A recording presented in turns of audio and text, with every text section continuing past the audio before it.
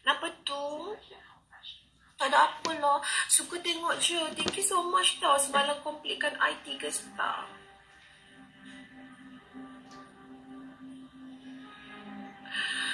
Tak suka. Sakit lah kalau belakang. So tak nak. Okay. Thank you escalator. Thank you so much. Nakal lagi.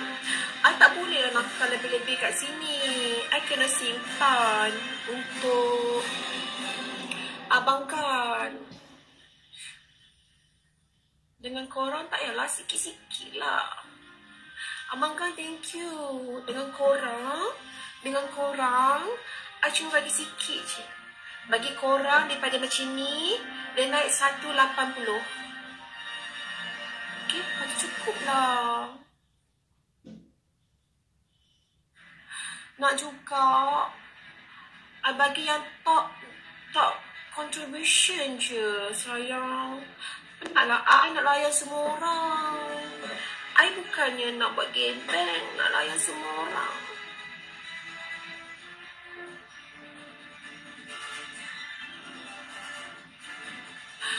I nampak aiskrim lah. I nak makan aiskrim lagi lah. Sekali ni I nak makan aiskrim Malaysia pula. Nak tengok I goyang malam nanti. Capik malam nanti. Boy, comel, thank you.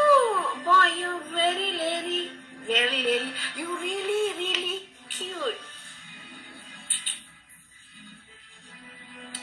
Okay, boy, comel, you are really cute. I love you. Alah, escalator. Hari tu kan ada layan dekat Zoom meeting dah, I layan semua orang. Tapi malam ni bagilah ruang dan peluang untuk I dengan Gan. Okay Gan, nanti I DM you. I ada nombor you kan. I akan call you Gan. You don't worry Gan, I will call you. Sedap ke? Capek buat apa tu?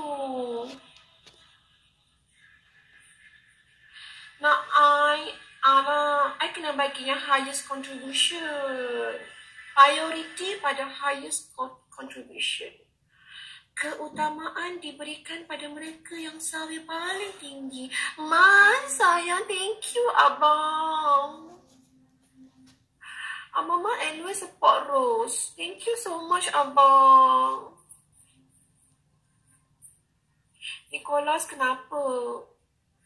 Kenapa Nicholas? Boy comel, thank you. Korang kena lawan dengan abang kan. Abang kan dah sawir banyak. Saya nak end live pukul